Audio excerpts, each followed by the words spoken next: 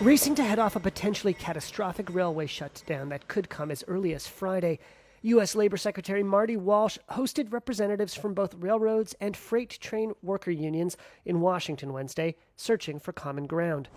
Railroads, including Union Pacific, Berkshire Hathaway, CSX, and Norfolk Southern, have until a minute after midnight on Friday to reach tentative deals with three holdout unions representing about 60,000 workers.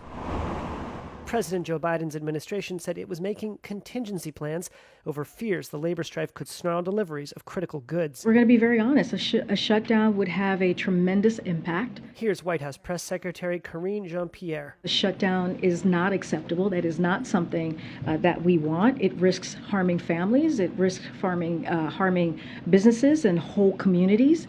And we have made that clear empathetically and repeatedly to both parties. A shutdown could freeze almost 30% of U.S. cargo shipments, stoke inflation, impede supplies of food and fuel, cost the U.S. economy about $2 billion per day, and cause transportation woes. If agreements are not reached, there could be union strikes or employer lockouts.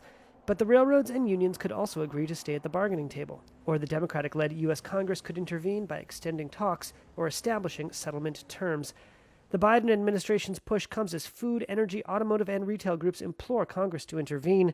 Railroads originate almost a quarter of U.S. grain shipments, and the energy sector relies on rail to move coal, crude oil, ethanol, and other products.